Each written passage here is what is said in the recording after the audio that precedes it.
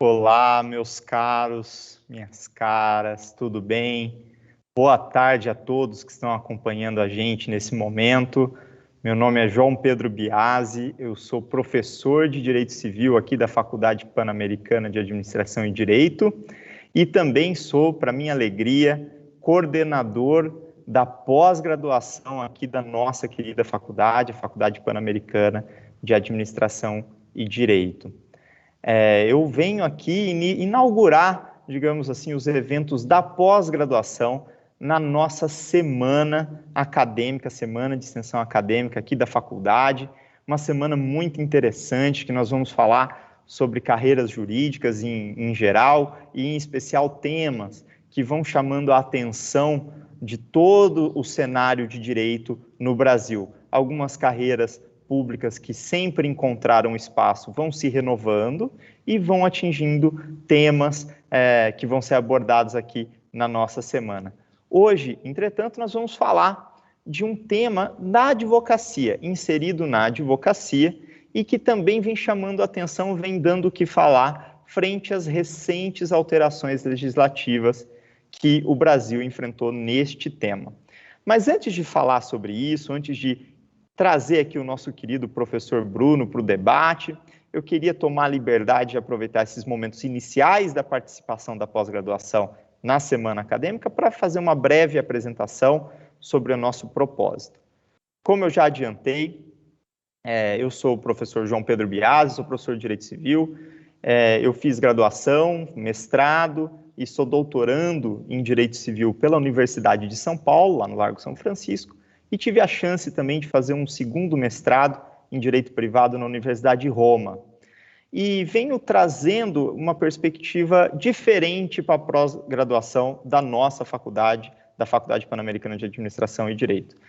A perspectiva diferente é a seguinte: os outros cursos de pós-graduação que existem no mercado curitibano, mas também no mercado nacional, são repetitivos, eles trazem a graduação de novo. E isso não contribui muito para o aluno acessar oportunidades de mercado que são diferenciadas e que podem verdadeiramente transformar a vida profissional dele. Aqui na nossa pós-graduação, a linha é diferente. O nosso propósito é construir cursos de pós-graduação verticalizados, ou seja, conduzidos por especialistas, pessoas técnicas e que estão trabalhando nos seus respectivos temas, para trazer a experiência prática para o nosso aluno, para que ao final do curso, seja um curso de aperfeiçoamento, seja até mesmo uma pós-graduação em sentido lato, uma especialização aqui conosco, ele termine esse esforço acadêmico com um resultado prático, um resultado que realmente agregue para a transformação profissional dele. Essa é a grande diferença dos nossos cursos aqui na Pan-Americana.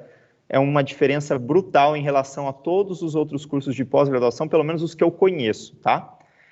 Se você tem interesse em saber um pouco mais, o nosso site está à disposição com informações de cursos de aperfeiçoamento e cursos de especialização que estão sendo desenvolvidos aqui pela nossa faculdade. Então, acesse lá, fapad.edu.br, na aba de pós-graduação você vai ter mais informações e se algum daqueles temas lhe interessar, você consegue preencher um formulário de interesse para logo entrar aqui nas nossas salas de aulas. Eu, inclusive, estou falando de uma sala de aula aqui da nossa faculdade, dá até para ver aqui a lousa aqui do meu lado. Mas chega disso, vamos começar propriamente o nosso encontro acadêmico hoje conta com uma presença de um grande amigo, professor Bruno. O professor Bruno trabalha aqui conosco há um certo tempo e é especialista em direito digital, principalmente naquilo que se refere à proteção de dados. O professor Bruno até evidencia um pouco a cara da pós-graduação da Faculdade Pan-Americana de Administração e Direito. Ele tem um background acadêmico muito significativo, atualmente faz o seu curso de mestrado, já se encaminha para o final do seu curso de mestrado, e tem uma participação profissional muito intensa na área de direito de proteção de dados, direito digital. Bruno, em primeiro lugar, muito obrigado por ter aceitado o convite aqui do nosso bate-papo. O tema que será abordado aqui nessa nossa conversa é o tema do DPO. Afinal, a faculdade está organizando essa semana para divulgar carreiras jurídicas. E o DPO, Data Protection Officer, essa sigla em inglês, vem ganhando um espaço no mercado jurídico. Algumas empresas começam, diante das alterações legislativas recentes no Brasil, começam a procurar profissionais de direito especializados na proteção de dados e que, portanto, conseguem assessorar melhor essas empresas no tratamento das informações e do tratamento de dados coletados das pessoas para evitar qualquer tipo de problema, qualquer tipo de sanção pecuniária que pode verdadeiramente acabar com o negócio, né? Então, é um profissional muito requisitado, necessário e que está muito em falta porque as pessoas não sabem direito o que é proteção de dados. Muitas vezes elas nem sabem o que significa DPO, não é mesmo? E eu queria bater esse papo com você para trazer para as pessoas que estão nos ouvindo agora as respostas para essas perguntas básicas. O que é isso? O que é proteção de dados, DPO? Como assim? Como eu posso participar disso? Como eu posso mudar minha carreira jurídica dentro dessa área? Como você faz pessoalmente, né, Bruno? Você lida com isso dentro da sua advocacia. Nesse sentido, queria desde logo lhe passar a palavra, agradeço novamente a sua atenção e estou ansioso para ouvi-lo sobre esse tema tão importante que é a proteção de dados e as novas oportunidades na advocacia. Muito obrigado, Bruno. Bom, primeiramente, boa tarde, João. Eu que agradeço a oportunidade de estar participando da extensão acadêmica da Faculdade Pan-Americana de Administração e Direito. Agradeço toda a coordenação do curso também pelo convite. Realmente fiquei muito feliz, né, por lembrarem do meu nome para falar sobre esse tema. Como você já adiantou aos ouvintes, realmente faz parte da minha prática na advocacia. O DPO, que é o Data Protection Officer, traduzindo para a nossa realidade brasileira, né, para a Lei Geral de Proteção de Dados, como eu vou explicar mais para frente, seria ali a figura do encarregado de dados, então trazendo, né, uma tradução para o nosso direito brasileiro. Mas, pois bem, sempre quando eu trato sobre o tema, trato sobre direito, tecnologia, Lei Geral de Proteção de Dados, para que não fique um assunto perdido, para que a gente não entre já direto numa questão muito específica do tema, eu acho importante a gente tratar algumas questões, assim, como que se deu a construção dessa profissão, como que ela surgiu, por que ela existe, né, quais são as leis e os fatos que ocorreram para que o legislador e o Estado se preocupasse, né, em trazer uma legislação, normas nesse sentido, né, acabando por criar ali órgãos governamentais, novas profissões. Mas, enfim, desde do início ali da alta tecnologia, quando a internet começou a se propagar, muito já se falava, né, o acesso à informação, a facilidade do acesso à informação, como a internet começou a disseminar ao longo do tempo. E, posteriormente, ali, por volta ali de 2008, 2009, até o economista Klaus Schwab, ele já começou a afirmar que nós estamos, na verdade, agora passando pela quarta revolução industrial, né? E toda revolução industrial, historicamente, não tem como a gente negar que a tecnologia ela vem quebrando paradigmas. Eles denominam como tecnologia disruptiva. E desde a primeira revolução, se a gente parar para pensar ali a substituição ali de manufatura, depois a gente tem a substituição da mão de obra, na tecnologia não é diferente. E um exemplo que eu sempre dou em minhas aulas, em palestras, é o exemplo, por exemplo, da lavadeira. Ela foi substituída por uma máquina de lavar roupa, em que pese algumas diaristas ainda possam ir até as casas, né, lavar as roupas, mas o serviço dela se limitou a colocar a máquina, né, uma máquina de lavar roupa e o serviço, a máquina faz praticamente todo o serviço. Claro que esse é um dos exemplos mais simples que eu posso trazer, mas é só para a gente trazer a ideia de disrupção, né, de alteração, né, do conceito de algumas profissões. E é muito interessante porque existem diversos relatórios que indicam que até ali 2030, 2035, nós veremos aproximadamente 120 profissões que a gente não tem ideia de como surgirão. E, em contrapartida, algumas profissões também irão desaparecer. Infelizmente, diversas profissões vão ser substituídas por robôs. E com isso, falando sobre alta tecnologia, eu trago também para a realidade em que vivemos com relação aos dados especificamente, como é o escopo, né, da nossa conversa. E, segundo os dados, até divulgado pelo Ministério da Comunicação, no Brasil, quando se fala em tecnologia, o aparelho de tecnologia que mais está na casa do brasileiro é o smartphone. Em 2017, segundo os dados também do Ministério das Comunicações, já havia um smartphone para cada habitante brasileiro. Então, a gente fala que em 2017, se a gente comparar, a gente já tem mais de 200 milhões de smartphones. Isso é um número expressivo, né? E, seguindo o raciocínio, as redes sociais também é muito difícil você encontrar alguém que não detenha pelo menos um perfil no Instagram, Twitter, né, até o WhatsApp, Facebook. Aí você unindo esses dois fatores, redes sociais e smartphones, você vai para a questão dos dados em si. Porque quando você baixa o aplicativo do Facebook, por exemplo, segundo os dados divulgados até pelo Facebook, você dá cerca de 46 permissões.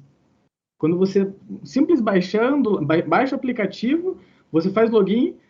Eu tenho certeza que os ouvintes lembram, o doutor João também deve lembrar, já aparece lá, o aplicativo Facebook solicita acesso ao seu microfone. Ah, permitir. O Facebook solicita acesso à sua agenda. Ah, permitir também. E a gente só vai dando permissões, dá acesso ao microfone, agenda telefônica, à sua câmera, e a gente nem tem noção da dimensão de que esse simples clique pode gerar nas nossas vidas.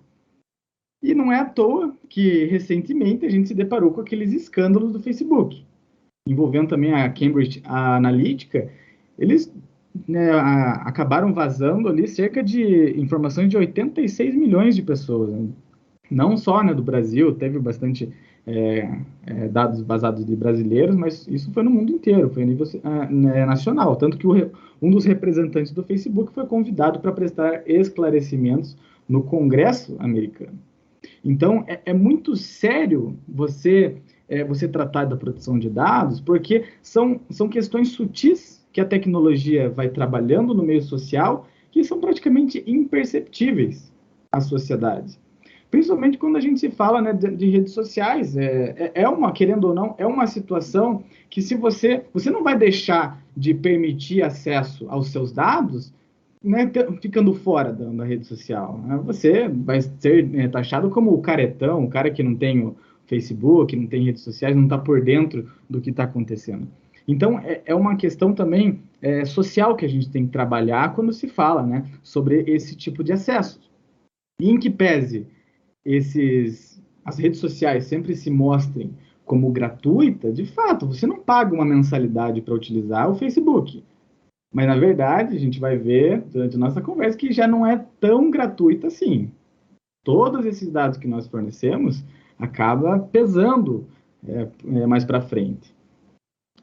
E com isso, percebendo esses movimentos sociais, percebendo esse avanço da tecnologia, e também acredito que o legislador e o governo percebeu que tentar regulamentar, trazer cada vez mais regulamentações, seria nadar contra a corrente. É praticamente impossível que o legislador acompanhe o avanço e consiga ficar regulamentando qualquer acontecimento que ocorra. Então, eles preferiam trabalhar da seguinte forma: já que há tanto risco na exposição de dados das pessoas, vamos regulamentar a proteção desses dados. E antes de chegar no Brasil, a União Europeia já tinha trabalhado a proteção de dados. Lá, eles têm a GDPR, né, a General Data Protection Regulation. Então, isso desde... eles começaram o sistema normativo começou a se preocupar com isso lá no ano 2002. E a GDPR, ela foi finalizada, está tudo completa, apenas em 2016, mas mesmo assim, a preocupação da União Europeia já é muito mais antiga do que, né, a consolidação dessas leis.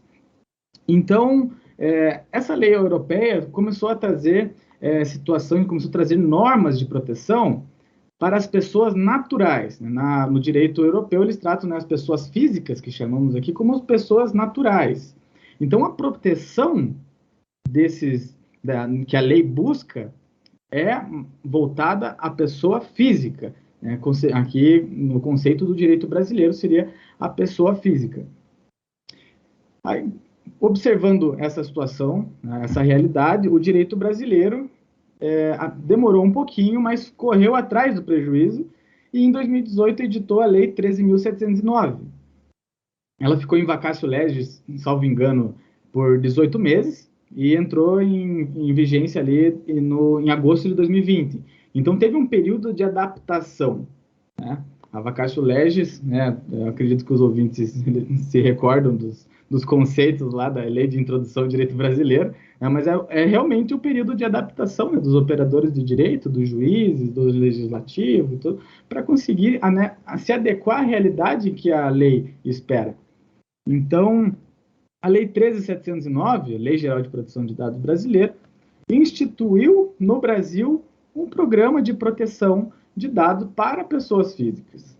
E essa lei, ela traz, né, claro, não é o escopo da nossa conversa, né, trazer todos os princípios, todos os conceitos, senão a gente vai ficar, né, a tarde toda aqui, mas ela traz diversos princípios, diversos conceitos que se aplicam à proteção da pessoa física e para a atenção, aplicando a atenção que a pessoa jurídica deve ter com relação aos dados fornecidos pelas pessoas físicas.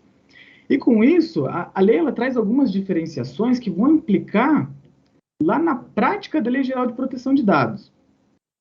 Eu vou pular já para a parte que eu vou tratar sobre ali a figura do controlador, do operador e do encarregado, mas dentro dessas explicações eu vou trazendo alguns conceitos que a Lei Geral de Proteção de Dados dá em sua redação. Mas para a nossa conversa, o que nos interessa para entender o que é o DPO, né, o Data Protection Officer? O que a gente precisa entender, primeiramente, é a figura do controlador e o operador. E a Lei Geral de Proteção de Dados, ela traz a seguinte situação, a seguinte questão sobre o controlador e o operador. O operador de dados, a gente pode imaginar que seria uma empresa. É a pessoa jurídica propriamente dita, e esse operador, ele que tem o poder de decisão sobre esses dados, e é ele a quem se aplica eventual responsabilidade sobre o vazamento de dados. Então, pensando numa situação de hierarquia, o operador vai estar lá no ponto mais alto, né? Ele que detém o ponto de decisão e a última palavra. Só que a pessoa jurídica em si, ela é constituída, né, por diversos departamentos, por pessoas. E aí a lei traz a figura do operador de dados. E ele é como se fosse um braço do controlador. Não, desculpa, o controlador é como se fosse um braço do operador. E o controlador, ele vai trabalhar as políticas da empresa de proteção de dados. Só que ainda não teremos a figura de uma pessoa em si. Tá? O controlador de dados, a gente pode imaginar que seria como se fosse um departamento da empresa. O departamento de tecnologia, departamento jurídico da empresa, que vai tratar sobre a proteção de dados. Como se fosse um conselho de administração, um conselho fiscal, você tem um conselho de dados, é uma entidade da empresa que cuida desse trabalho, né, professor Bruno? Exatamente. E a Lei Geral de Proteção de Dados, ela trata isso como os agentes de proteção de dados. E é dentro desse conselho, como o professor João mencionou, que vai estar a figura do operador, do DPO, que é o encarregado de dados. E qual que vai ser a atribuição do DPO? Como o professor João já mencionou, a carreira jurídica está sendo muito bem requisitada para essa nova profissão, para o DPO, porque é necessário que o DPO domine todas as legislações relacionadas à proteção de dados. E quando falamos de proteção de dados, você não está limitado apenas a entender, compreender e saber do que se trata a Lei 13.719 de 2018. A Lei Geral de Proteção de Dados também instituiu a Agência Nacional de Proteção de Dados, que é a ANDP. E essa agência, ela constantemente está emitindo novas normativas, conselhos, orientações, e é responsabilidade do DPO acompanhar essas novas diretrizes, essas novas normas, para atualizar a empresa sobre a prevenção de vazamento, né, de se conseguisse afastar a responsabilidade em eventual vazamento de dados. Então, como a gente trabalha na figura de prevenção, muito tem se falado sobre o compliance de proteção de dados. E esse compliance, né, como principalmente no direito brasileiro, isso tem se aumentado muito, né, discussão sobre o compliance. Bastante empresas têm adotado, né, principalmente depois de alguns escândalos de corrupção, isso se tornou ainda mais popular, né? Então, o encarregado, o DPO, ele literalmente vai ter que trabalhar com uma política de compliance, vai ter que instituir um programa de compliance. Lembra da assembleia que mencionamos? Então, nessa assembleia, o encarregado vai trazer diretrizes, vai trazer um passo a passo para o funcionário seguir para a proteção de dados, ou seja, ele vai trabalhar de forma preventiva, porque a própria Lei Geral de Proteção de Dados já traz diversos alertas, que a atuação repressiva não é muito interessante. Uma vez que já numa sanção administrativa, você inicia numa sanção de 5% sobre o faturamento da empresa, limitada a 50 milhões. Então, é uma sanção gravíssima, como o professor João mencionou, pode acabar com o negócio.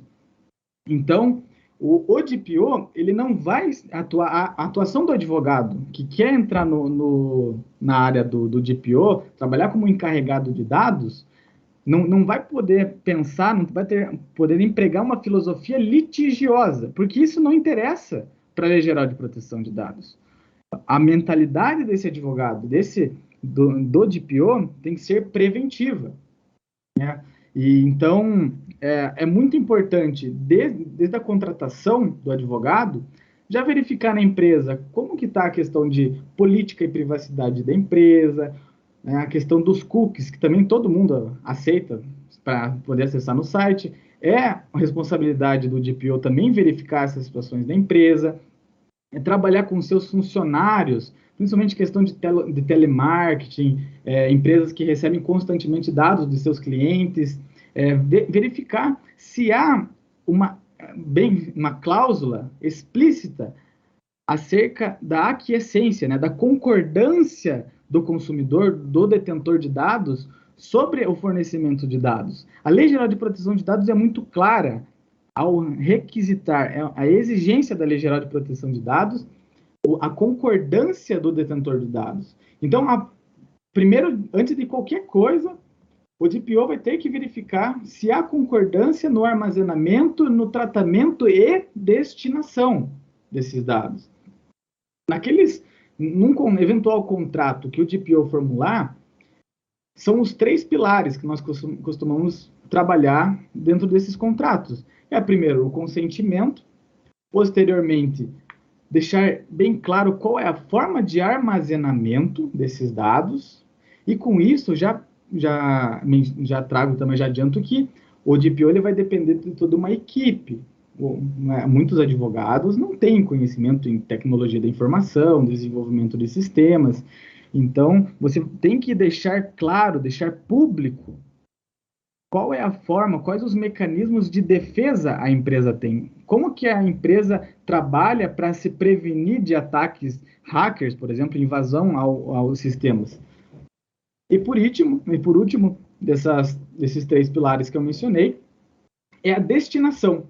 Você não pode simplesmente falar, não, João, me forneça os seus dados e eu vou armazenar aqui no nosso programa e, ok, está tudo seguro. Não, o João ele tem o direito, e nós, como DPO, temos o dever dimensionar ao João para que utilizaremos os dados dele. Por exemplo, ele passa os dados, solicitei o tipo sanguíneo do João.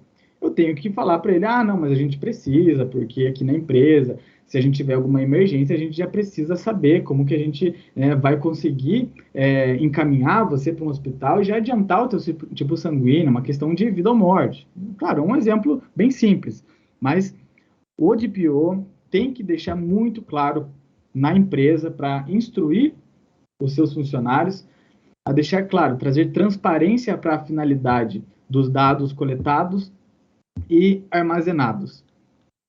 E a figura do controlador e do operador, a Lei Geral de Proteção de Dados, ela não fala que precisa ter uma pessoa específica e, consequentemente, essa informação não vai precisar ser pública.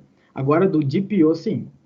Essa função, essa profissão, ela tem que estar, inclusive, com acesso no site. Por exemplo, digamos que a própria faculdade contrate um DPO, precisa ter um link no site que aponte o DPO responsável, o encarregado de dados da faculdade é o professor João Pedro.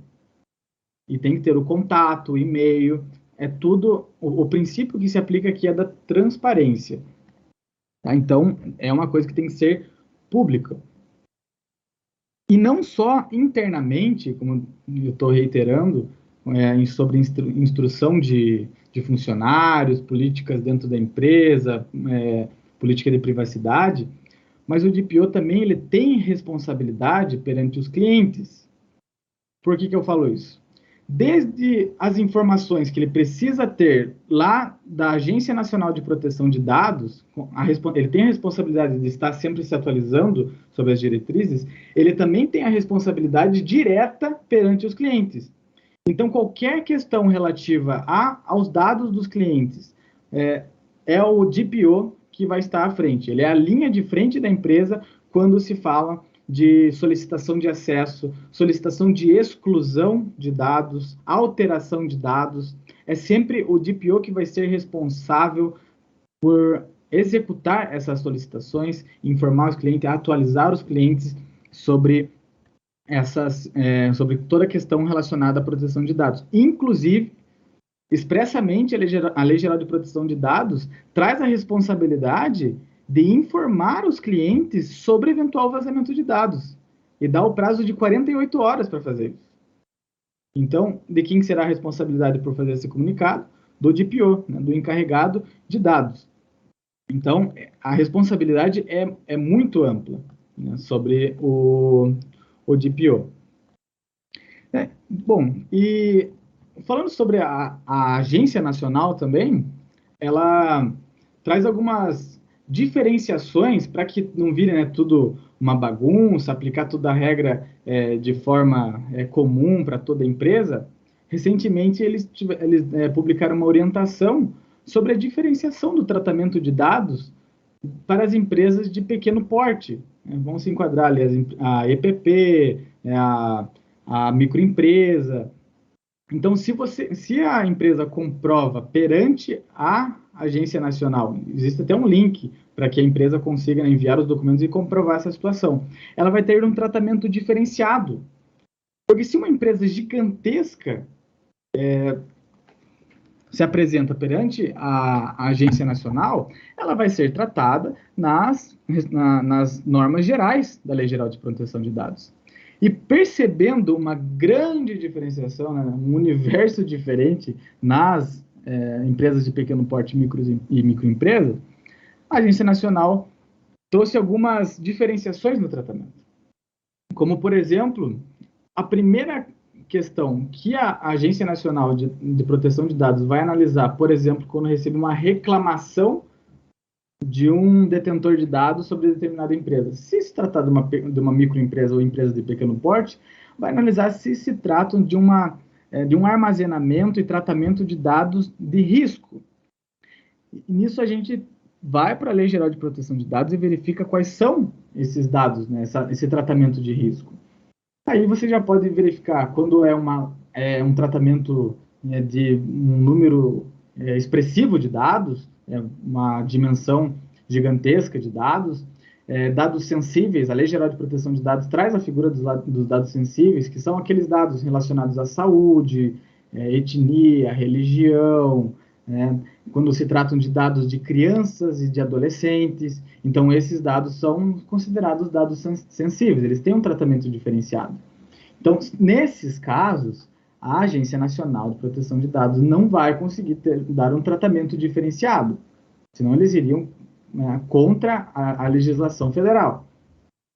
Agora, se não for o caso de dados sensíveis, se não for uma empresa que armazena um grande número de dados, aí sim, eles dão um tratamento diferenciado, como, por exemplo, o prazo de prestar esclarecimentos e informações. Para todo e qualquer prazo, o DPO vai ter o dobro de prazo para se comunicar com a Agência Nacional de Proteção de Dados. De qualquer forma, sempre vigoram ali os requisitos que a Agência Nacional espera do DPO, que é a transparência, já reiterei diversas vezes, e também a responsabilidade. E já partindo para o final da minha fala, para resumir o que a gente falou, qual que é, então, a finalidade, as funções específicas do DPO? Ele sempre vai ter que dar a devida proteção aos dados e também resguardar as informações das organizações, dos colaboradores e dos clientes. Então, o DPO ele está à frente de todo e qualquer dado que seja relacionado à organização, aos colaboradores e aos clientes.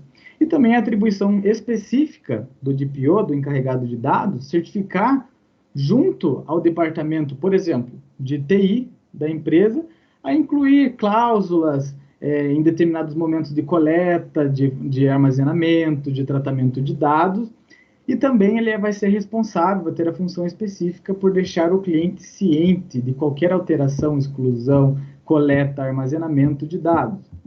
Sempre tomando cuidado, o DPO sempre tem que ter o cuidado quando ele estiver diante de dados sensíveis. E, principalmente, quando for dados de menores, que a autorização não vai ser dada pelo menor. Então, você tem que incluir uma cláusula de autorização dos pais, por exemplo. Então, tudo isso vai ser responsabilidade dos pais. Também a responsabilidade do DPO trabalhar com o direito ao esquecimento. Quando se trata de dados, se há solicitação de exclusão, quando o detentor do dado solicita que sejam deletadas as informações do usuário, é responsabilidade do DPO, do encarregado de dados, apagar para sempre todo e qualquer relação daquele cliente, todos os dados. Então, não pode sobrar nenhum resquício de dados daquele detentor de dados que solicitou a inclusão. E, por último, com relação à responsabilidade geral do DPO, como eu falei, os principais agentes que a Lei Geral de Proteção de Dados trabalha é a do controlador e a do operador. Para esses dois, a responsabilidade é solidária, eles que vão responder, mas o DPO, com certeza, é responsável por todo e qualquer ato e todas as atribuições que a gente conversou aqui hoje. Inicialmente, é isso que eu tinha para apresentar do DPO, doutor João, e estou aberto para perguntas. Muito obrigado. Que maravilha, professor Bruno, muito obrigado pela sua brilhante exposição, interessantíssima exposição. Agora eu compartilho consigo aqui algumas informações interessantes, Durante aqui a nossa conversa, a sua explicação, houve uma enquete que fizemos com os nossos amigos que estão nos ouvindo, se eles sabiam o que era DPO, e ficou bem meio a meio, ficou bem separado. Alguns já sabiam, 53%, se não me engano, sabiam, e os outros não sabiam. Então, veja, o tema ele é totalmente ainda mal abordado, Um tema, estamos aqui num evidente evento jurídico, E ainda assim resta ainda essa exposição quanto a esse tema, e isso é fantástico. Essa notícia é incrivelmente importante, porque mostra de fato que nós temos diante de nós uma nova demanda que foi trazida por meio dessa regulação em torno do tratamento de dados. Tratamento de dados, pelo menos no Brasil, até pouquíssimo tempo atrás, era de fato uma terra de ninguém. Ninguém encontrava valor nos dados, até o professor Bruno falou, o Facebook é de graça, né? Poxa, você fornece os seus dados. E até pouco tempo atrás, e até se perguntarmos para algumas pessoas hoje, né, eles olham para os seus próprios dados como algo sem valor, quando que, na realidade, os dados passaram a ser uma commodity, passaram a ser um instrumento pelo qual se angaria riquezas, né? Então, veja que interessante esse salto. E esse salto é trazido num momento de verdadeira revolução industrial, em que empresas enriqueceram muito, e ocupam hoje as posições de maiores conglomerados empresariais corporativos do mundo, lastreando o seu produto financeiro, o seu carro-chefe da sua lojinha, os dados. Os dados, veja só. O que antes ninguém dava valor, hoje é o produto das empresas mais valiosas do mundo. Né? Não por outro motivo a União Europeia veio atrás disso e buscou alguma regulação, não por outro motivo que o Brasil veio e trouxe a dele. E isso para a gente é muito interessante. Por quê? Porque do absoluto nada em termos regulatórios, um assunto que tinha valor agregado e que não era regulado, passou a ser regulado. E essa regulação trouxe atribuições, responsabilidades, deveres em sentido jurídico, em sentido técnico, que são atribuídos a algumas pessoas. No caso, o DPO. E eu acredito que ficou muito claro aqui para a gente agora a função do encarregado, né, a função do DPO, que é propriamente dar lastro a essas atividades de condução que as empresas controladoras e que o setor de operação, né, que a operadora e que a controladora consiga efetivamente dar âmbito de responsabilidade dentro dessas novas normativas. Isso é fundamental para quem está ouvindo a gente agora. Quem está ouvindo a gente agora, eu imagino, assim, que é importante aprender o seguinte. Primeiro, existe essa nova área. Isso existe. Isso é um ponto. Segundo, existe uma demanda represada gigante, porque esses dados já tinham valor antes da lei, eles já eram negociados antes da lei, eles já tinham valor agregado.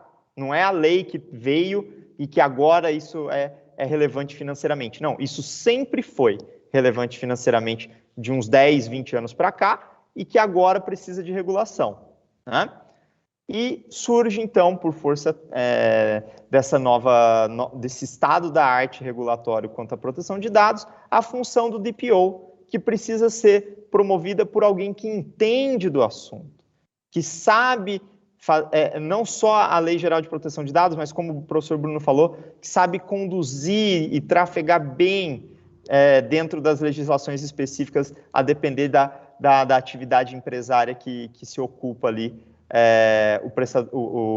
os dados nos quais são recebidos pelo DPO e como ele vai lidar com esse arcabouço normativo. Não só normativo do ponto de vista de direito positivo, trazido pelo legislador, como também pelas autorregulações das agências de proteção de dados, né?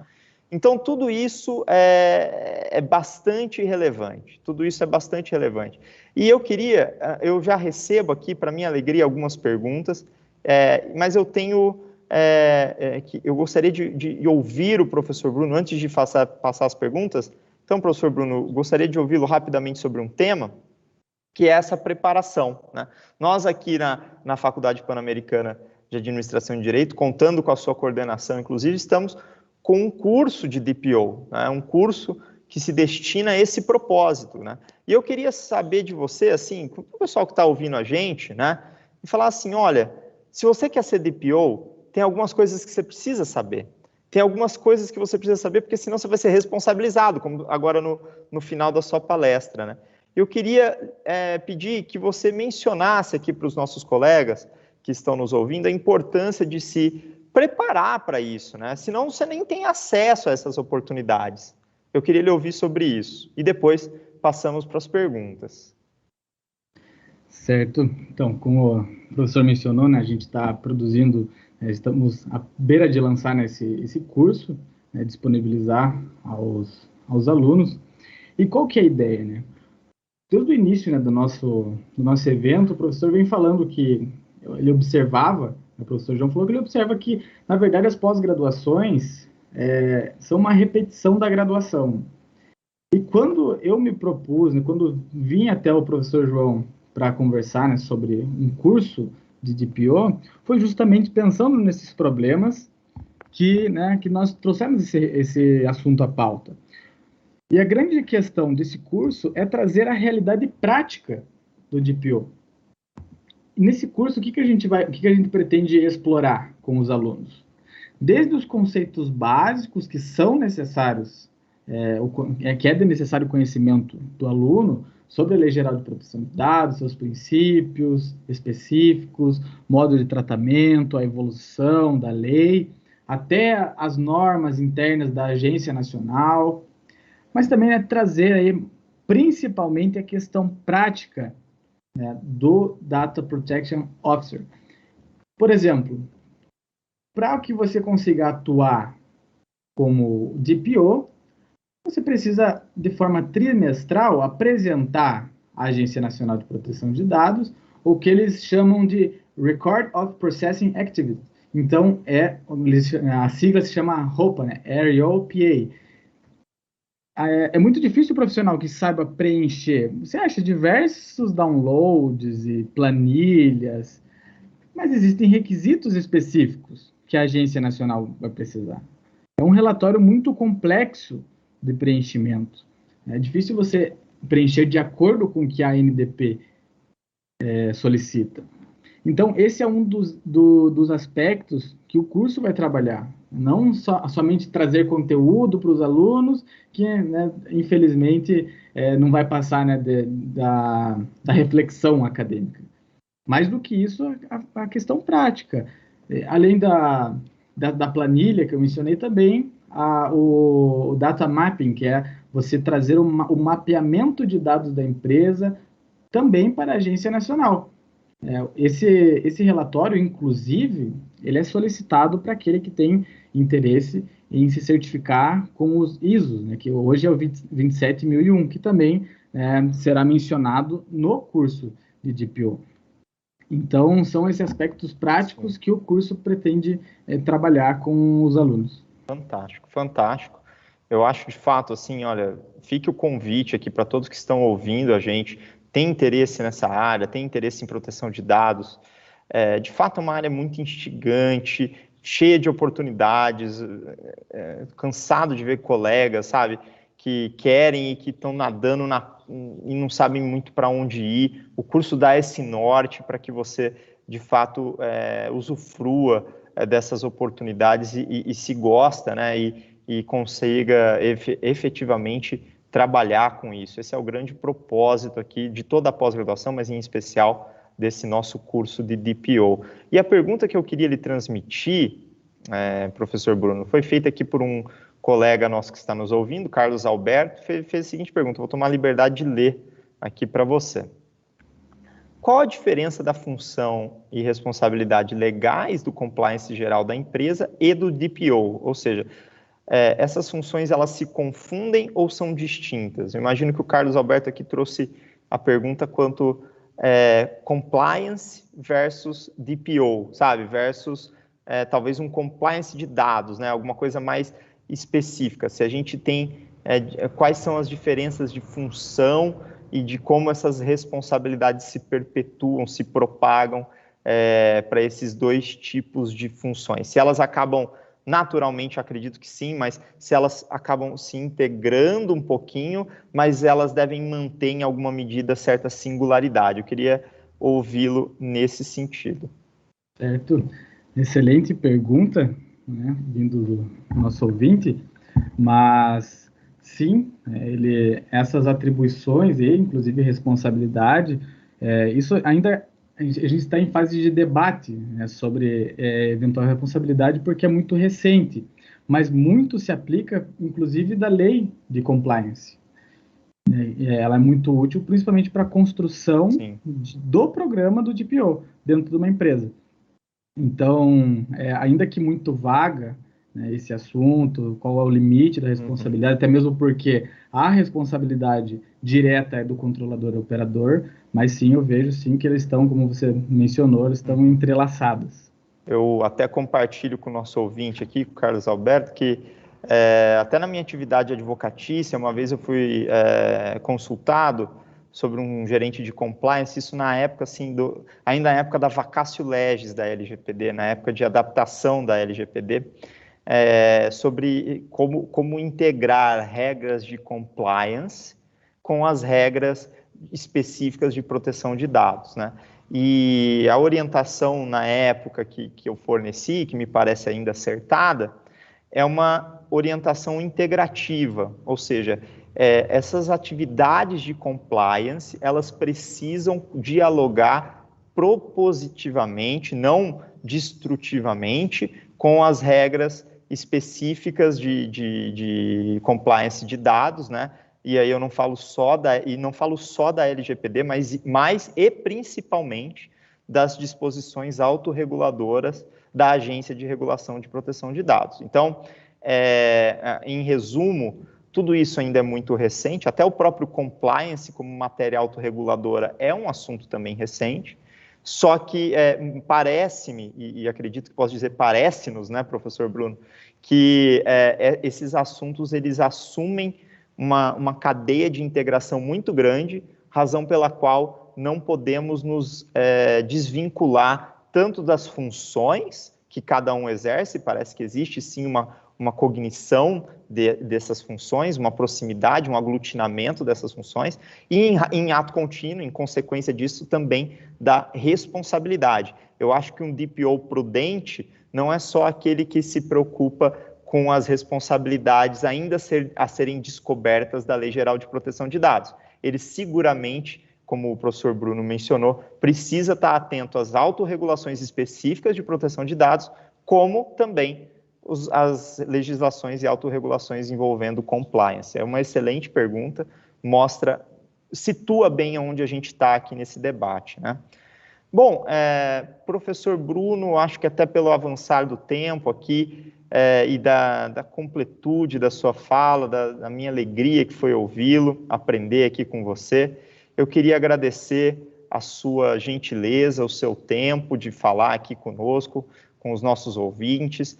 E antes de encerrar esse nosso encontro, eu gostaria de, mais uma vez, convidar a todos que estão nos ouvindo aqui agora, que conheçam a pós-graduação da Faculdade Pan-Americana de Administração e Direito. A nossa proposta é diferente, a nossa proposta é verticalizada, é de ensino de qualidade, é de assunto sério, de trabalhar o direito de maneira séria e profunda. Esse é o grande propósito aqui da nossa pós-graduação, e se você tem interesse em verdadeiramente caminhar com a sua carreira jurídica, eu tenho absoluta certeza que os nossos programas vão lhe atender nesse sentido. Então, eu convido você a convido você a conhecer, melhor dizendo, o nosso site e os nossos programas. Vem aqui para a Pan-Americana, vocês vão gostar, eu tenho absoluta certeza disso. Pessoal, muito obrigado pela atenção. Professor Bruno, mais uma vez, obrigado pela sua participação. E nos vemos ainda durante toda essa semana, pessoal. Teremos muitos outros eventos interessantes. Fiquem ligados. É uma honra, uma alegria falar com todos vocês. Até mais, gente. Boa tarde.